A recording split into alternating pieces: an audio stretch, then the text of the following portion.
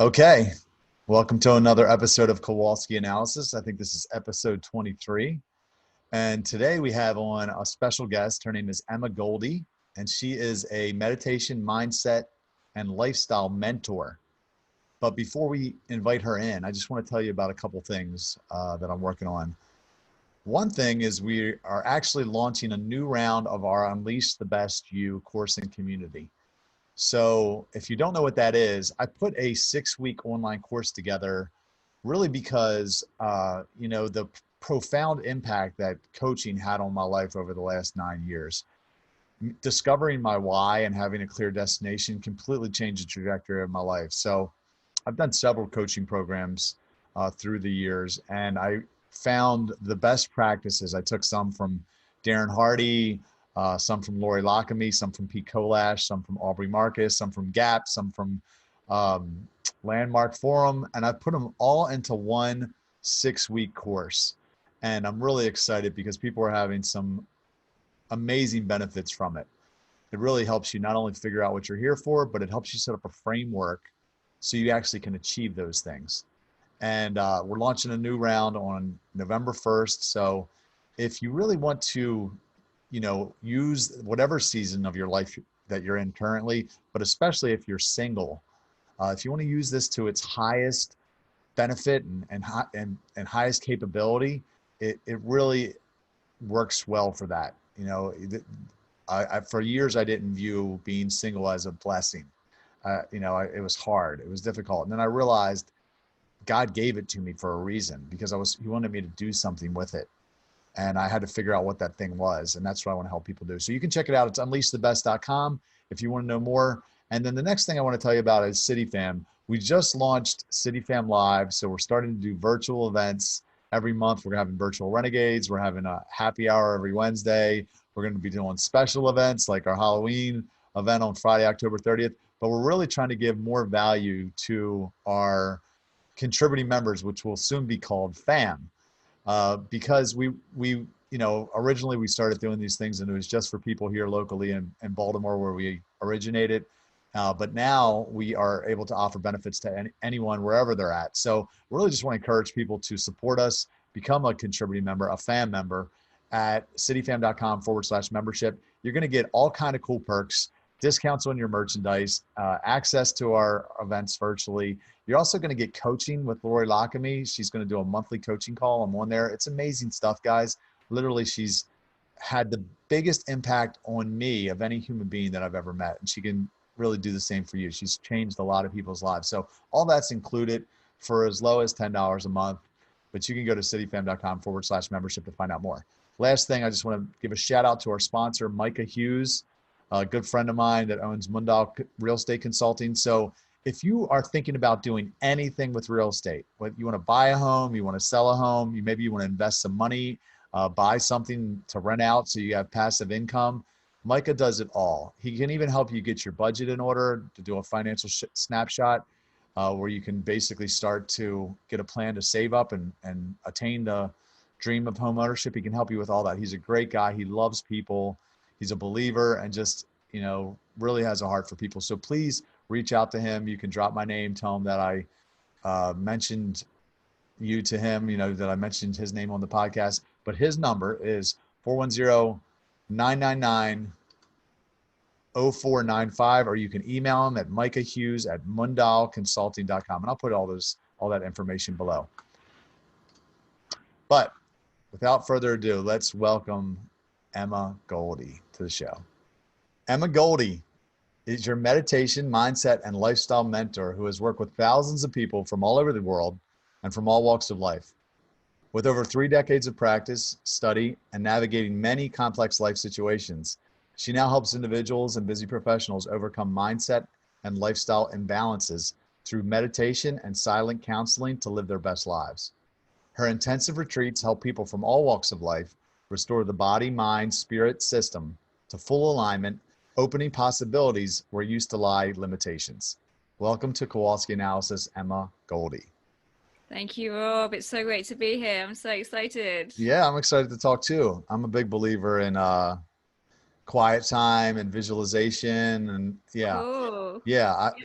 What's your downtime like? Do you have a kind of setup that you do every day, or? Every day. I'm such a creature of habit. Like my days are so routine. So I usually get up about 4:30. And so Cool.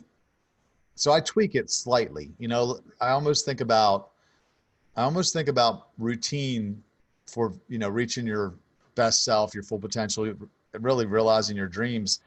Almost like I think about when I used to do bodybuilding. When I was in my early 20s, I did a couple bodybuilding shows, and it was so systematic. It was like, okay, you got to get up at this time. You got to do 45 minutes of cardio. You eat the same shit every day.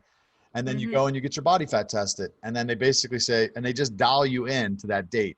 So depending on how fast or slow you're losing body fat, they'll drop your carbs by half a cup of oatmeal, or, hey, you got to increase your cardio by 15 minutes in the mornings, or they just dial you in.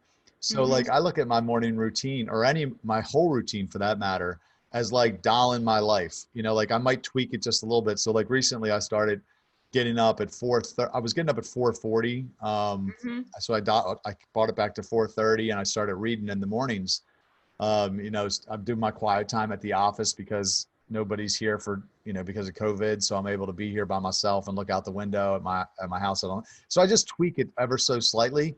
But for the most part, I've been doing the same thing, a variation of the same thing for like the last 9 or 10 years. And it's worked amazing for me. I mean, I've done things that I would have never even dreamed that I was capable of. Write a book, write multiple books. I'm working on a third book, and, just huge vision for my life. That Do you find that downtime like allows the inspiration to just drop in because you're in 100%. just an open zone?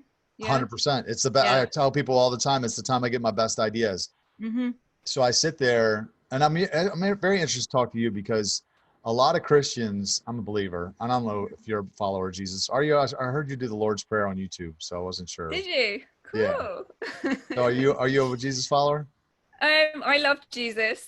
Okay. He's a real dude. But I to be honest, I'm open, and I believe that like Christ consciousness is similar to Shiva consciousness, which is the Hindu philosophy, and they have the kind of similar thing to the Holy Trinity. I know it's maybe a little bit broad. Yeah. I'm sure they're buddies. No, I'm sure they're buddies. No, I said muddy. But no, muddy. Okay, yeah, muddy. Yeah. No, Jesus is who he said he was. I can tell you that. I would not be doing what I'm doing if he wasn't, because I just wouldn't have bought into it all. Like I remember before I was a Christian, I would see like the Hasidic Jews. We used to go party at this house in this Jewish neighborhood called Parkville. And I would see all these Jews walking around Saturday morning, literally while I'm coming from an after hours club. Yeah. Literally 6 o'clock in the morning, I'm still high, going to have a sex party at somebody's house. And I'd see all these Jews walking around on Saturday morning. I'm like, I would never give my life to something unless I was 100% sure. I can't believe these people are doing this. Of course, here I am years later, like a devout Christian, but I don't want to get into that. I don't want to go down that bunny trail. But I know a lot of Christians even have approached me and said, because I talk a lot about visualization. Like every morning, that's probably my favorite part of my morning routine. I close my eyes and I imagine my day as vividly as possible. So I'll like walk through all my appointments. I'll walk through my workout. I'll walk through everything in my mind. If I haven't done my workout yet, I'll walk through everything in my mind, how I want to show up at that meeting. Maybe I'll open an email and I'll get some good news and I'll see myself like smiling, or I'll be as vivid as possible in my mind. A lot of times what that does for me is it helps me remember things like, oh crap, I got to do this or that. I'll put some notes in my phone or on my planner, which I fill out every day. Beautiful. And then I'll visualize my life in like 3 to 5 years. I try to get into a scenario in my mind. I basically, how I explain it is you can kind of see where life is going, and you just try to go further out with it. You try to imagine where you might be in 3 to 5 years from now. If you imagine and feel like it's what it's going to be like, it's like you're embodying that whole experience. Your cells, every single part of you has to believe it and understand it. Right. The more you visualize it and the more you can feel it or see yourself doing certain things or being a certain way, that brings it into reality. I mean, you know that because all those things that you were dreaming of 5 years ago are now happening, or 100%. 2 years ago or a month ago. Yeah, no, it builds totally. the magnetism. It builds that magnetism, and it changes your energy frequency and your thought patterns Yeah. to literally attract those things to you. Yes. You know, and people will say, oh, that's new agey. Like I know Christians will say that. And I'm like, well, the word says without vision, people perish. Right. So that's a verse in the Bible. Without a vision, it says people throw off restraint, or, you know, people perish.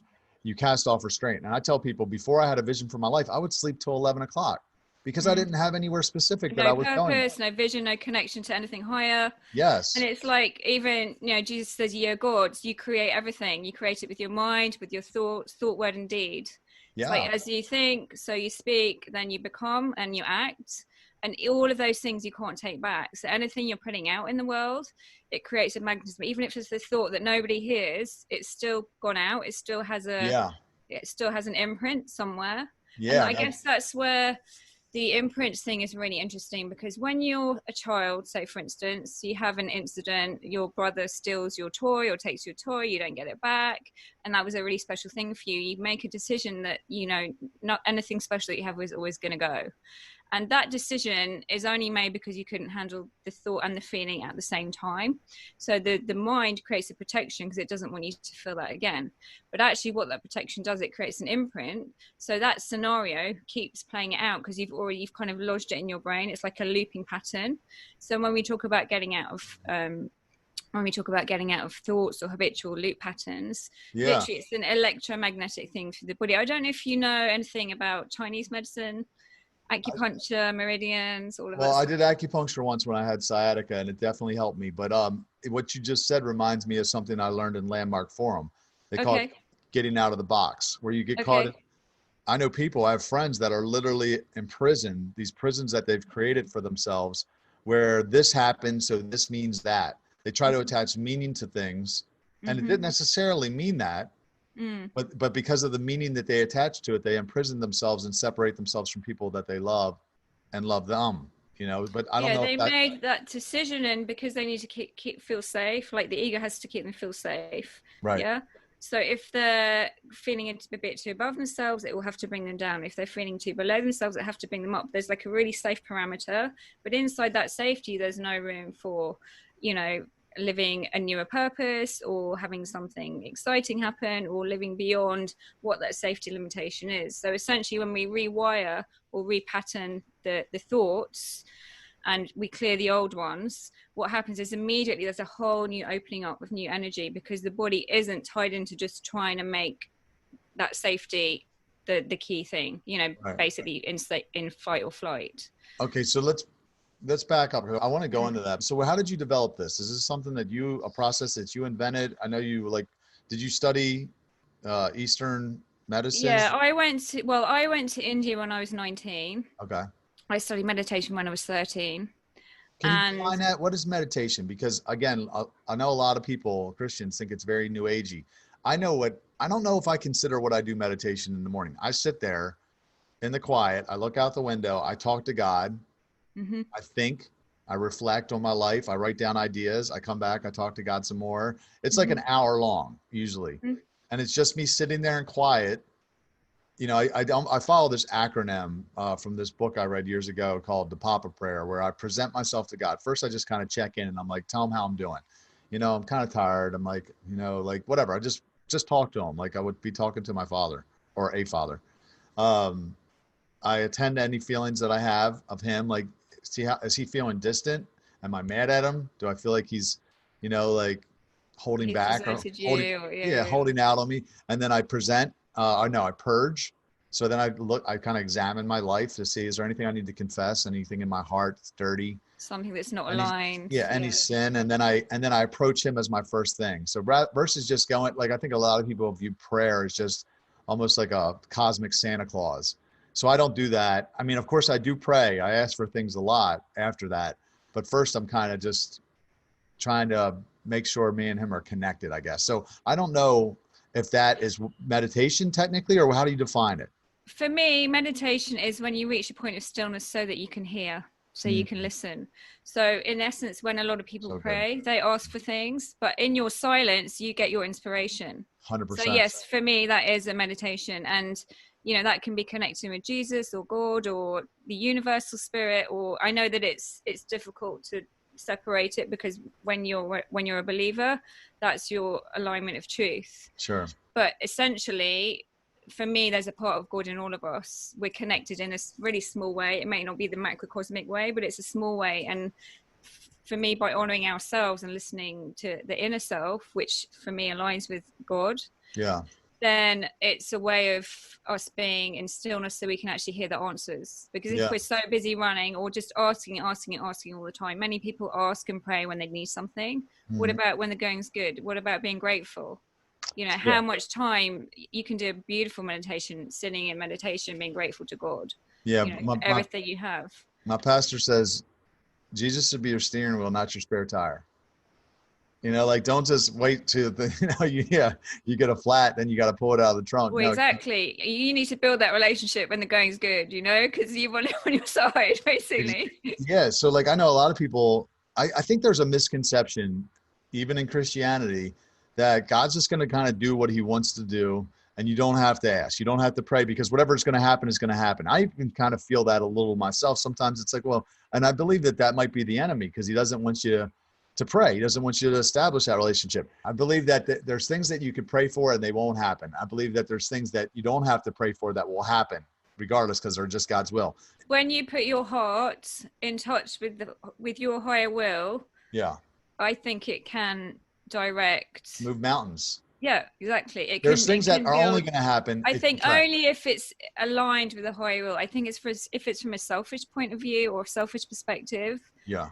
And I think that's where this whole kind of spirituality, new age thing gets a bit messy, because people are just pretty much asking for what they want because they're greedy or they're spiritually bypassing. You know, I think for me, the fundamental is there's an element of higher truth, and there's an element of connection with what's right, you know, with true values. Right. And without that, I think you can still, it's like you're talking about God's will. How do you align your will with God's will? Because if your will and God's will are connected, that's when things happen. You know what I mean? Like fully. But but for me,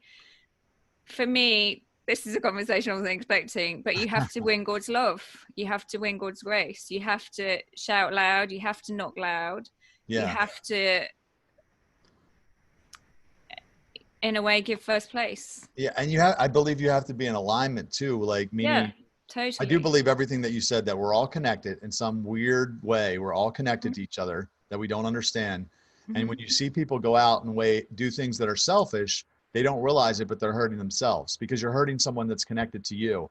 So if you're dealing drugs, or you're a man whore like I used to be, you're doing something to hurt yourself. You just don't realize how it's coming back on you. But a couple of things you said. One, I think about this verse in the Old Testament when Moses wanted to see God's face, and there was like this storm that came by, and he wasn't in the storm. And then there was something else, I forget what it was, loud, that came by. And then it said there was like this gentle breeze. And he said that's what God was, because he was a whisper. And then you think about that. That's why you have to be quiet, because a lot of my best ideas have been this whisper. You know, like, I'll give you an example. I used to throw this really debaucherous pool party called Rehab, and it was that's ironic. Yeah, it was a huge moneymaker in Ocean City. I mean, I literally make $15,000-$20,000 in one day. I'd rededicated my life to God, and you know, I still promoted it like 1 or 2 years after that. But now I was like sober. I was involved at my church. I didn't feel right about promoting it. But I also didn't feel right about just giving it away, because I knew somebody else is just going to do it and they're going to make all the money. And I'm like, what? Well, you know, what good does that do? And I'm like, not knowing what to do. And I'm praying about it every day. And one morning in my quiet time, I just had this crazy idea, and it was like a little whisper. And it was like, what if you used all the money to take those people that go to the party to a relief trip to a third world country? Wow. I was like, it was a crazy little idea. Just like a seed of an idea sprout. Yeah. And if you hadn't been quiet, you wouldn't have heard it. Never would have heard it. Exactly. And you know what? That's what became my nonprofit City Fam. Because after we did that, it was the whole idea of bridging social to service events. And it became this whole movement now.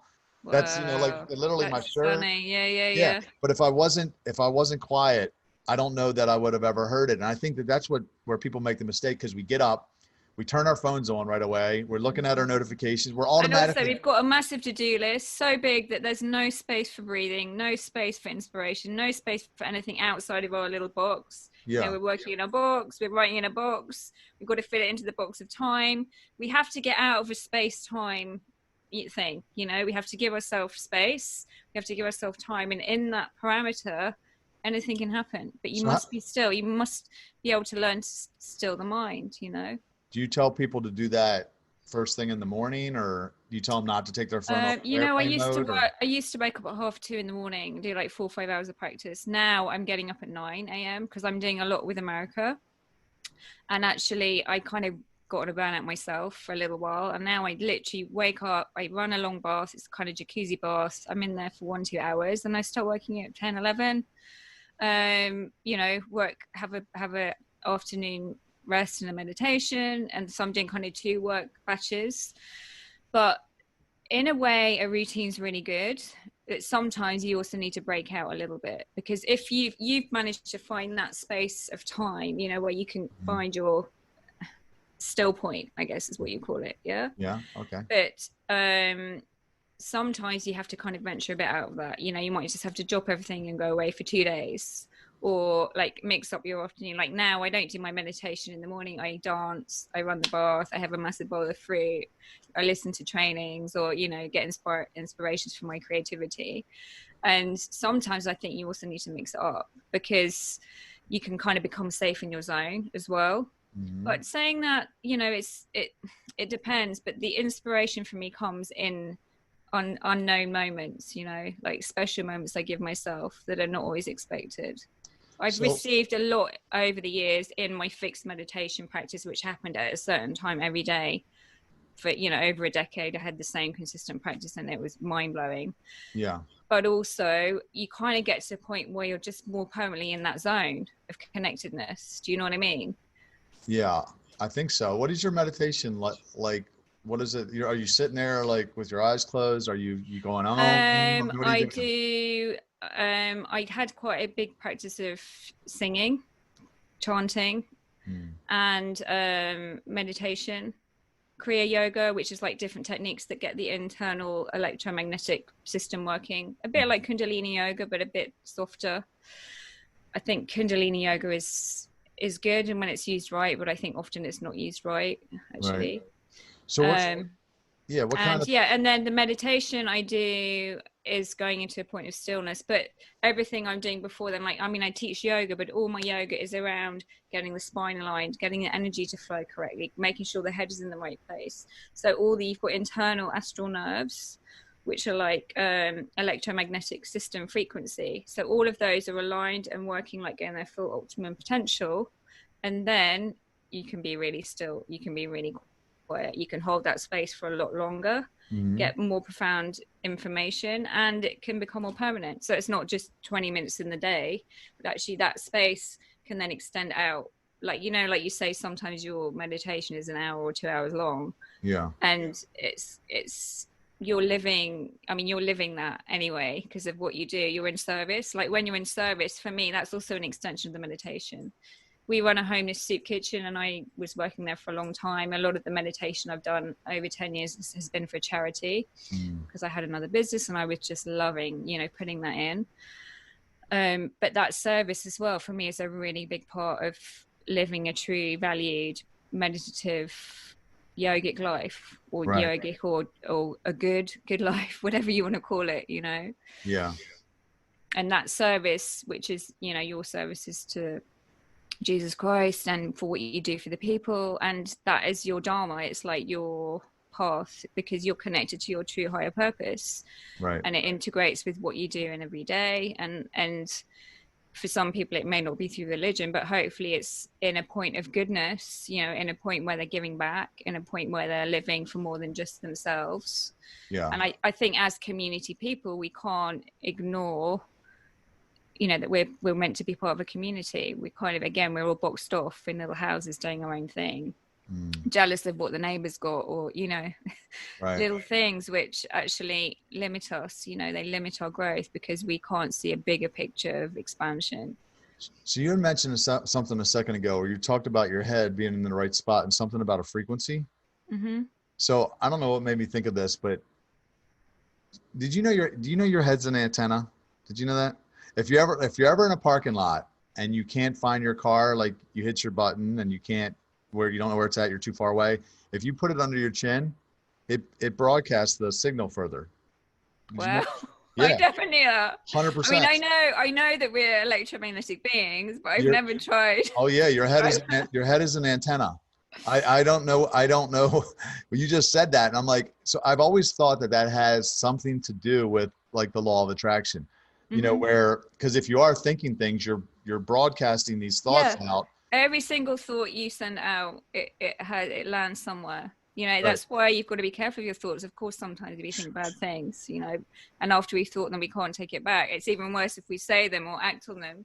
Oh man, that's good. I'm glad you said that, because I got to keep it. But we're not, you know, we're still human and we're still learning. And of course, you know, that part of that stillness and meditative practice is about becoming conscious, and also even becoming conscious of our environment and people around us. Sometimes people around us and our environment are, you know, cutting in on us. Yeah, no, that's good. That's another reason why people should volunteer. I say all the time that the quality of the relationships that you develop with the people you volunteer with is better, because they're not as selfish as people that don't volunteer. They're obviously a little more selfless because they're there.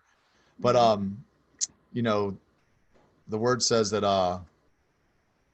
you know, there's power of the spoken word is what I was thinking of. And I used to have a friend that would say, basically, if follow everything that you say with, because that's exactly what I want, because you're speaking things into existence. You'll be like, oh man, I'm so broke, because that's exactly what I want. Or I'm not good at whatever. I'm terrible at remembering names, because that's exactly what I want. The more you say it, the more you're. And also, that's the interesting thing when you're manifesting. You know, people say, "I want this, I want that," but because they're saying, "I want it," they're going to keep on wanting. What they need to say is, "I am." You know, I am love. I am the relationship of my life. I am wealth and abundance. Not I want it, because if you want it, you're actually pushing it away. If I am it, it's already in my being. I'm believing with it. It's a bit like your visualization practice. Yeah. You're believing with every cell in the body. You know, it's yours already. Your bones, you know, in your energy system, and it's a becoming. You know, that's what they do teach that in Landmark. They say is it possible to want something and to have something at the same time? And I said, no, it's not, because when you have it, you don't want it. So it's exactly what you said. If you want it, it prevents you from having it. That's good. It pushes it away. So one thing I wanted to ask you. Yeah. In your sort of principles and in your philosophy, do you have a connection with the Holy Trinity? I don't know. I mean, I feel like the Holy Spirit lives in me because of you know, Jesus. But I don't know. Tell me what you mean by that. Well, for me, the Holy Trinity, like the Divine Mother, is like Shakti energy. So she's the kind of ability for us to create, or the ability for us to do, or the livingness in us that's as in a plant, or, you know, every other living being. Yeah. Okay. I'm not familiar with that. I don't believe in the Holy Mother, like meaning like, I think Mary was just a good person, you know, like no different than any other good person in the Bible. It just so happened to give birth to Jesus, but I don't know. That's what I think that I'm not sure. I'm not sure about that belief, but okay. So tell me about, so let's say people have a problem with negative thinking. You know, I have a really primitive technique that I do where when I catch myself, I just intentionally change the channel. You know, like I'll attach, especially if, let's say somebody did me wrong, and I'll be thinking about that person. You know, what I'll try to do is I'll attach that person to something that I need to do, like positive, like, okay, I have this other book I want to write or whatever it is.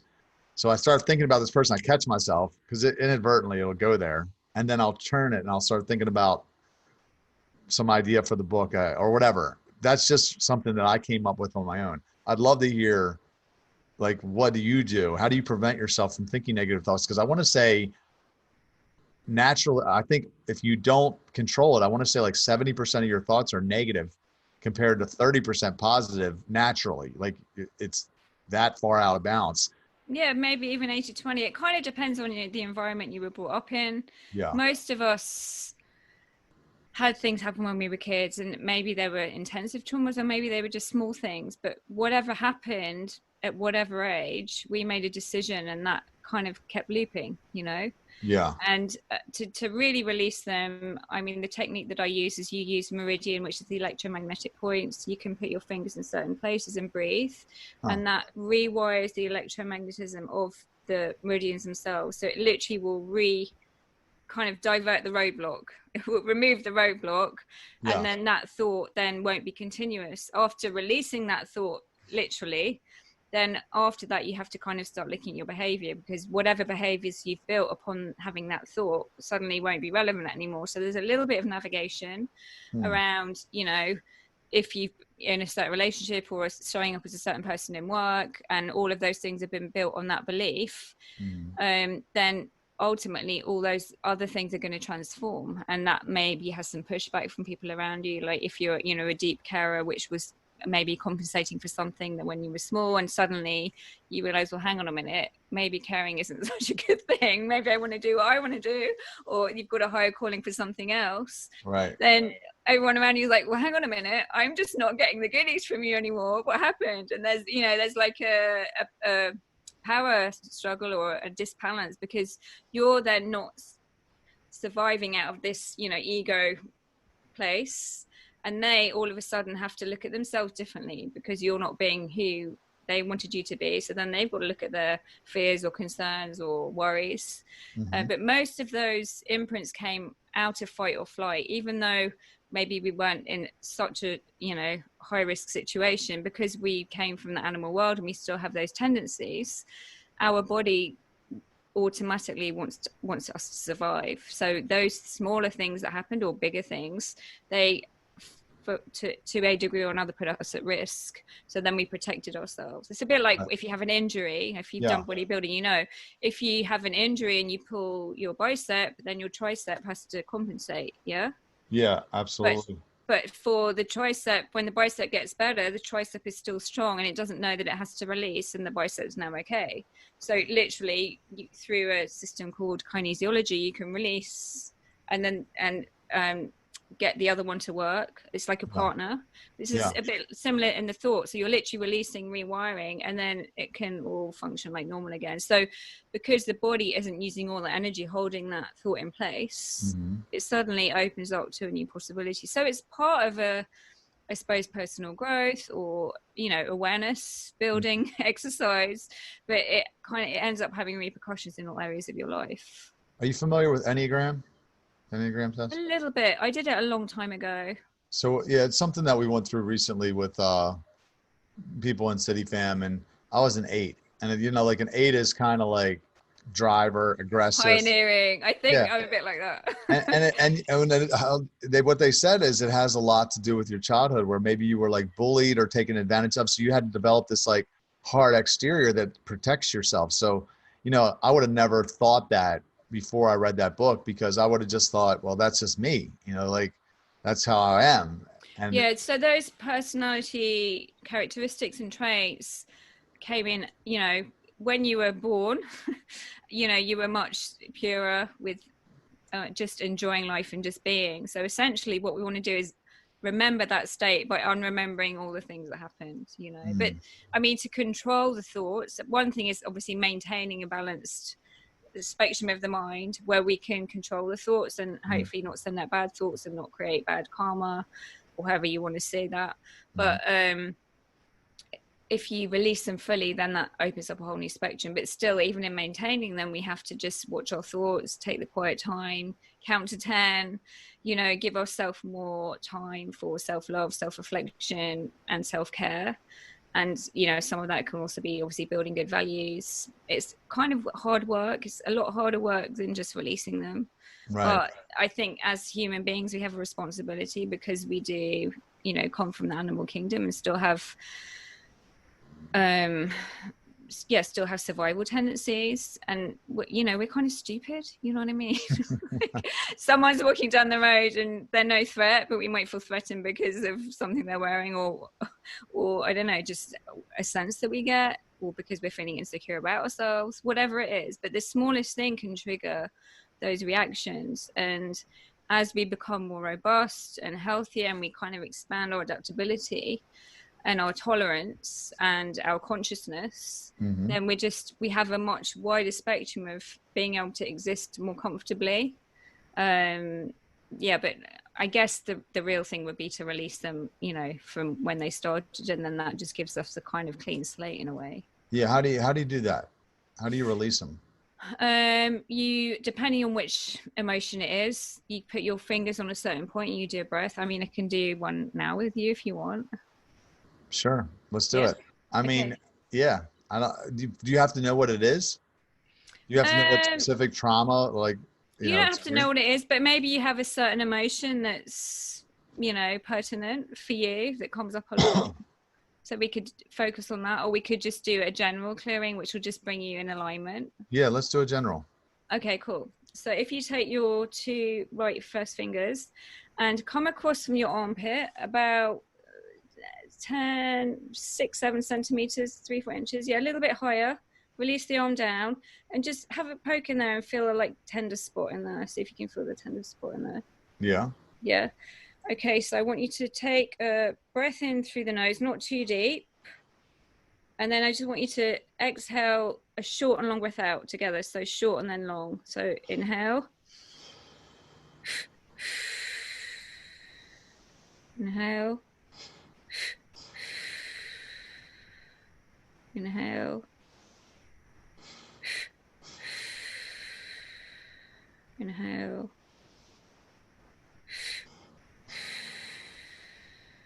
inhale,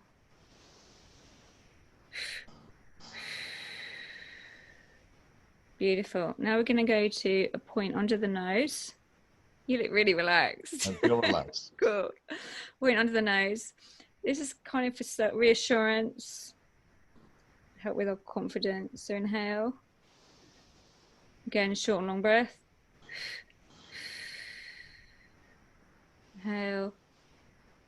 Short and long breath. Inhale. Short and long breath.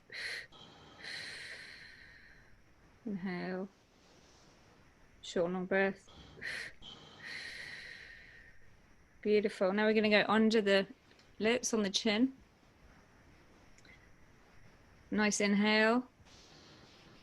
Short and long breath.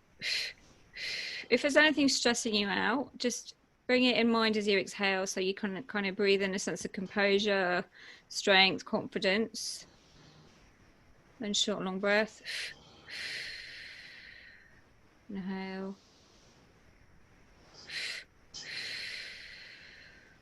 Inhale.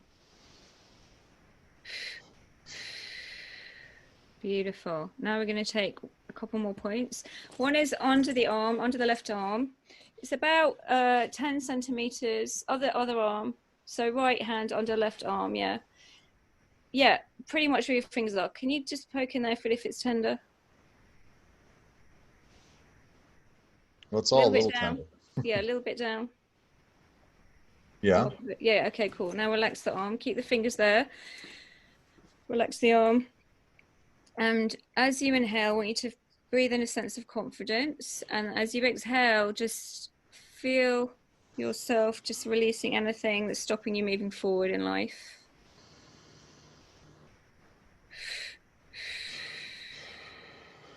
If there's anything you're feeling like you don't have direction on, you're not clear on the way,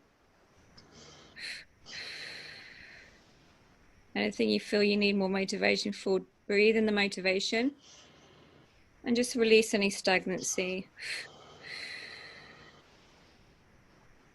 Inhale.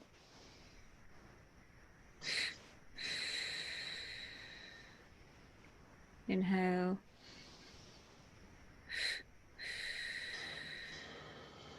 Beautiful. I'm going to go to the left hand. You look super chilled. You've got the last two knuckles. Yeah, so take the right fingers onto the left hand, last two knuckles, and just stroke down the hand.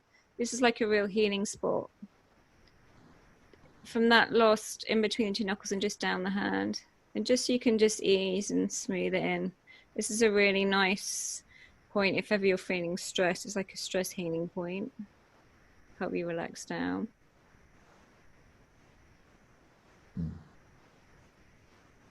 How does it feel? I feel relaxed. Cool. That's good. Yeah. And then we're just going to tap on the outside of the hand. And I don't know if you want to say, are you happy to say an affirmation? I listen to affirmations every morning that I've read into the memos on my phone. Okay. I do it the first thing when I wake up because I heard that you're still kind of yeah, in that half sleep state. That's amazing. You can kind of program your subconscious mind. Exactly. But and if you're also doing it while you tap here, it helps to program the internal and external self. Yeah.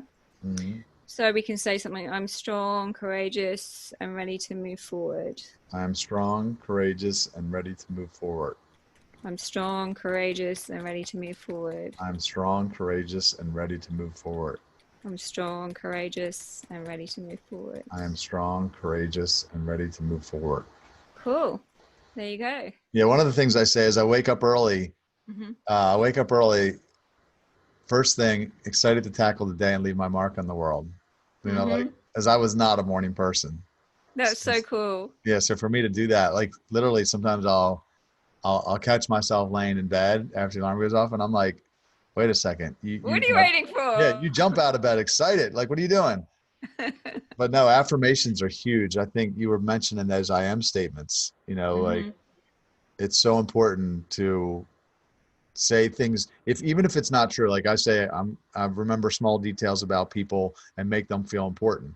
Like, because a lot of times I was just very task oriented and I didn't remember details. So I'm, saying those things or listening to those things about myself, and it definitely makes you more of that thing. Yeah. So another thing that I do, I would remember when you were talking was, is I do gratitude. So that's my way to. Oh, that's massive. Yeah, because what I've heard, it reprograms your mind, and what I've noticed it does for me is, so I'll write down, especially if I'm depressed, I'll write down a list of 10 things that I'm grateful for. So what I'll do is I'll sit there in the morning and I'll start thinking, because I try not to do the same thing twice.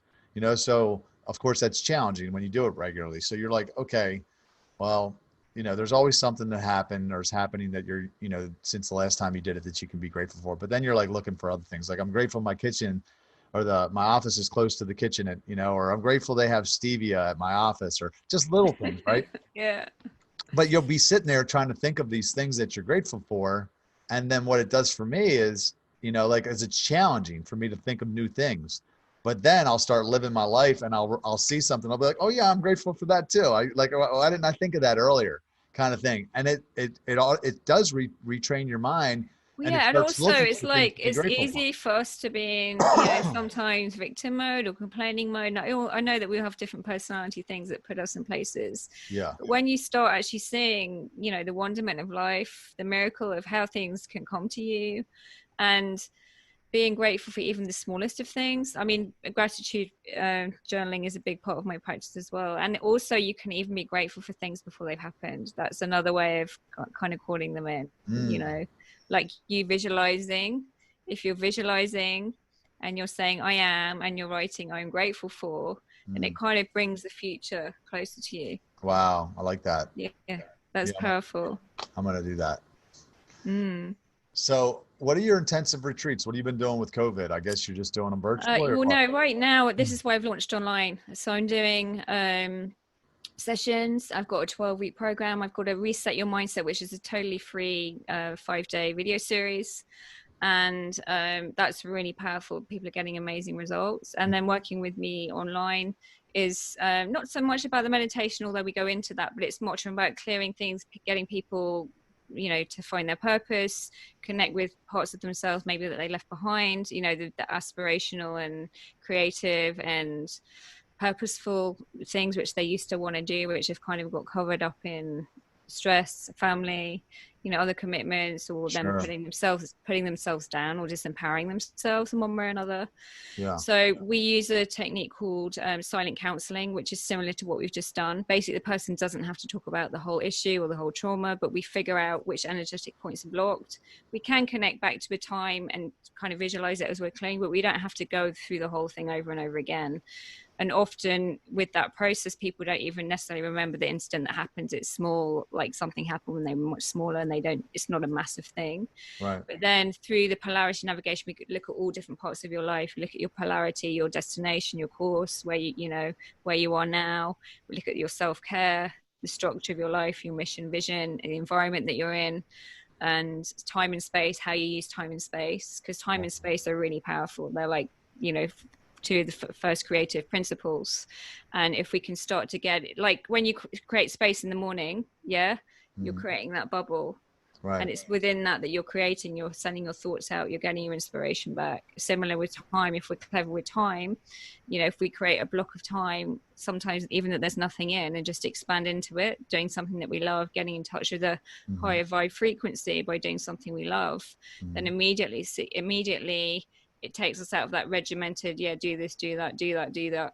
And it can create an opening for us to connect with our higher selves, or, inner heart, or, higher God, however you want to see that. Yeah, no, I love that.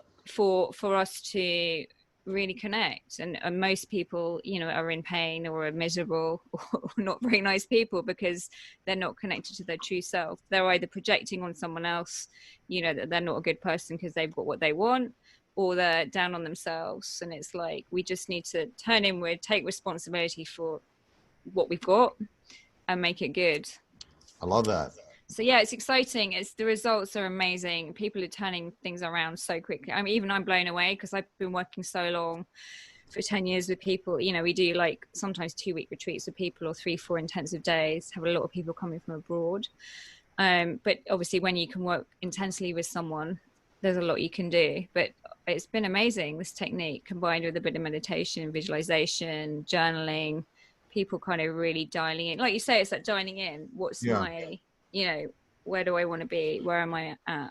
Yeah, no, that's great. Like you mentioned, like basically taking responsibility, not playing victim. I love that, because I don't think victim mentality serves anybody. But I was thinking about, you were talking about like, I don't know if you didn't mention the word ideating, but I was thinking about, that's something I heard Tony Robbins talk about. I think Earl Nightingale, I watched a video by him years ago where he talked about writing down like 5, just trying to sit there and think of 5 new ideas a day. Just write down, some of the ideas will be stupid, but sometimes you're going to get like a one that's a real winner, like gold. Yeah. And actually, if you do that every day and you just keep writing and brainstorming, sometimes those things will change, but then you'll get a consistent 1 or 2 that keeps showing up when you're thinking, actually, this is really aligned. And even though you would think the first time you made it, well, I could never do that, as you kind of get it, as it kind of lands more, it becomes more available.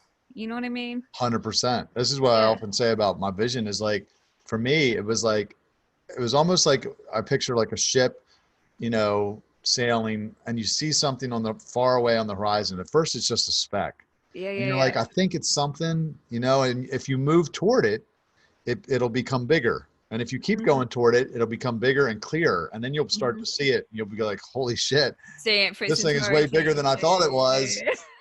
The key is what I tell people is you got to keep moving toward it, because the word, the Bible says, the sin that so easily entangles.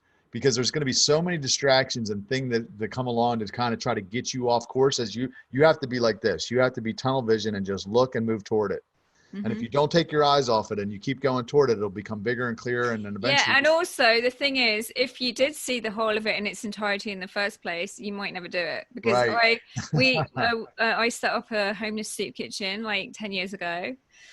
And if I'd known, like someone said to me, like, last year, well, if you'd known everything that it entailed, would you've done it? And I said, probably not. Hell no. Because it's just been so, it's a labor of love. And now we've got over the hump where, we were kind of financing it for all this time, and it was just really hectic and crazy. And you can imagine you know, the types of things that go on. So but now we've got an amazing team. It's really self-sufficient. We're getting loads of donations in, and I've been able to step away. I'm still a trustee, and I still, you know, pop in and say hi and do some fun stuff with them. But the weight on your shoulders, like if I'd have seen, but now, you know, seeing how much has come from it and how much of what value it brings to people, and even the volunteers, like you say, the volunteers who are serving, and, you know, the staff, just amazing. This kind of magnetism of amazing people who've come together in this like bubble of care and service, I guess. Yeah, I often say, like, I'm grateful I went through it, but I would not want to do it again. You know, like when God called me, I thought I was going to be single and sex free for like a month. You know, it turned into 6 years, and now basically 9 years. Okay. I mean, it's been great, you know, because I wrote books about it, made a big video, and started a nonprofit. It's been great, a huge blessing, but I damn sure would not want to do it again. Like, it's all, you know, like, I'm glad I did it, but I don't want to do it again. That's awesome though. So yeah, but also that, you know, it brings so many new qualities in you. You know what I mean? Yeah. Like how many qualities and values and but different person. Awesome. Sure, like you couldn't even list all the awesome stuff it's brought for you and for the people around you. You know how, because when you're overflowing, when you're filling yourself up, you just overflow to everyone around you. Yeah. So it's kind of selfish saying that you shouldn't be benefiting, everyone else should, because that's kind of how it is, but you get to benefit too. You know what I mean? Sure. Yeah. Well, I think I look at it like, you know, when I get to the end of my life, I'm going to be very fulfilled. Like, I'll know that I left it all on the table. You know, there's just a certain satisfaction that comes with knowing that you're doing your best. Exactly. You know, and the opposite's true when you know you're not doing your best. When you're not going all in, as I know it, I did it. You know, when I was promoting clubs, you know, after I became a Christian, I kind of fell back into my old lifestyle and hustling. Yeah, just girls and all that, and there was just always this dull kind of emptiness where I knew I didn't like the person I saw looking back in the mirror. Basically, I knew I could have been trying harder.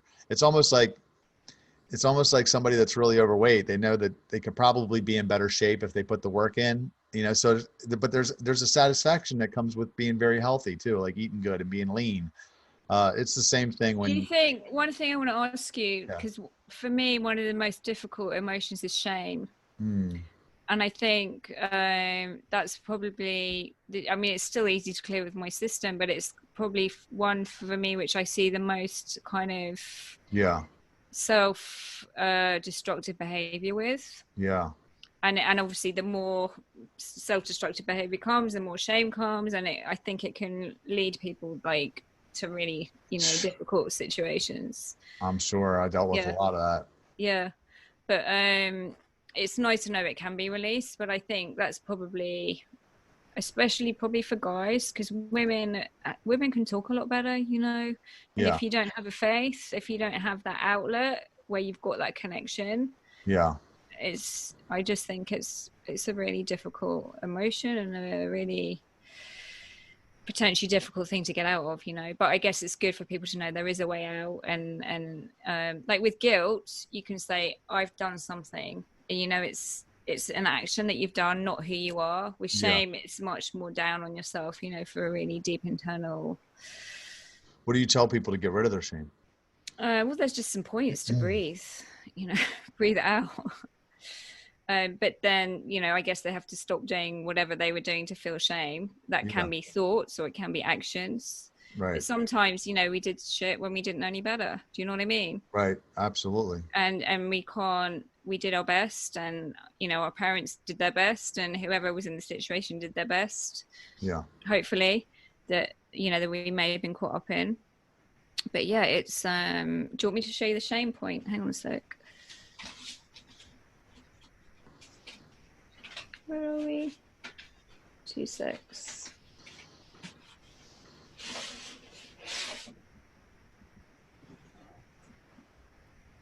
Oh, here we are. It's right here. It's the fact we did it. It's the one on the chin. Yeah. Same breath. Inhale. And short and long breath out. So you can breathe in forgiveness. You can breathe in forgiveness for yourself or whoever else was in touch, you know, in that situation involved. And just release it. Just let it go. Put down the bags.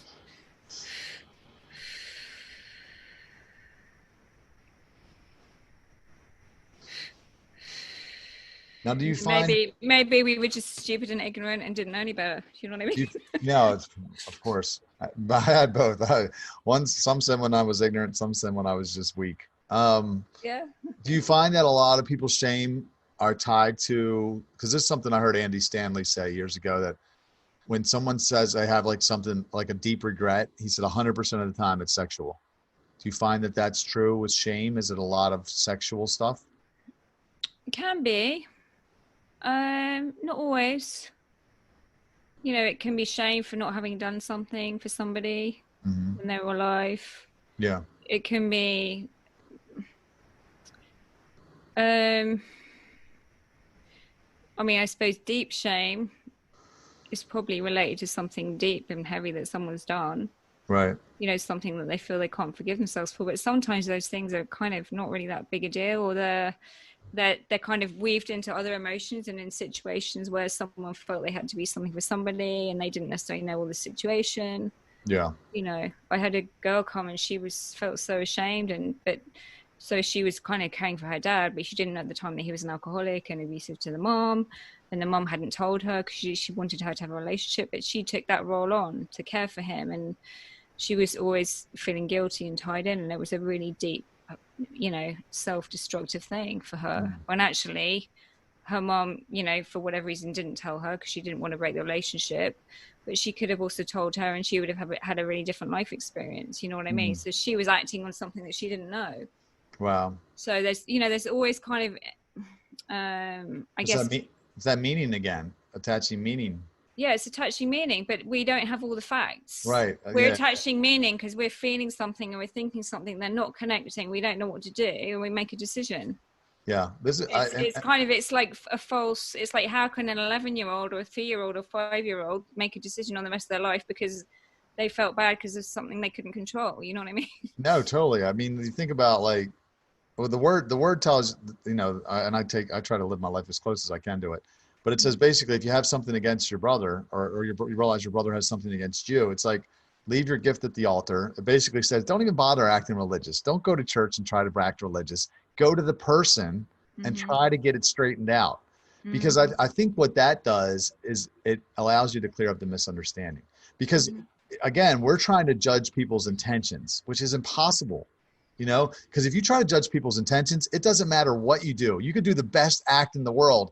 And if I think it's because your intentions are bad, I'll be like, of course he did that because he's just trying to look good in front of other people or whatever. Or you could do something bad, and of course you did that, you know, like because you're a bad person. Versus going, oops, maybe they made an accident, or like so.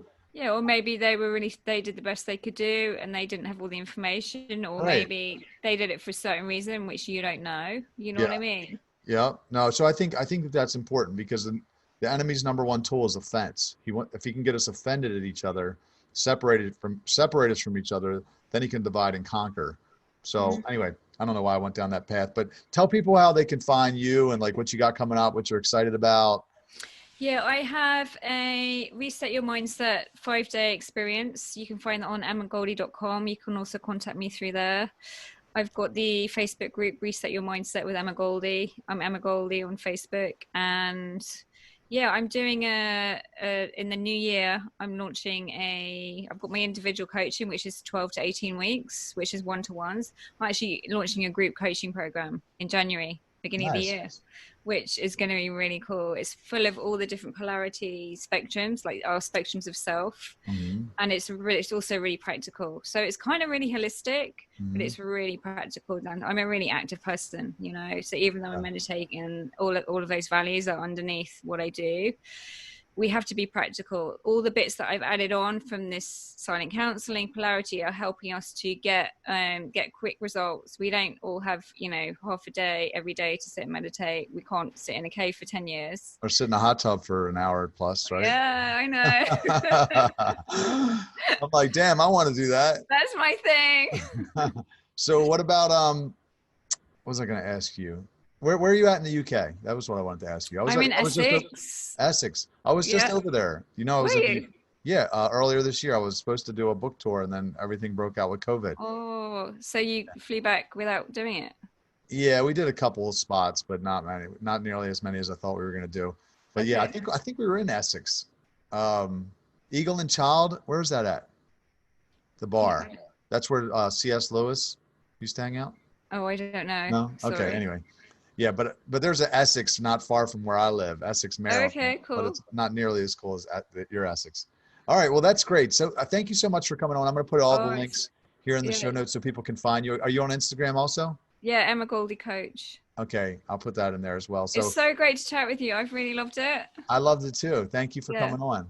Thanks so much. All right, see you, Emma. Yeah, connect soon. Bye. Okay, bye.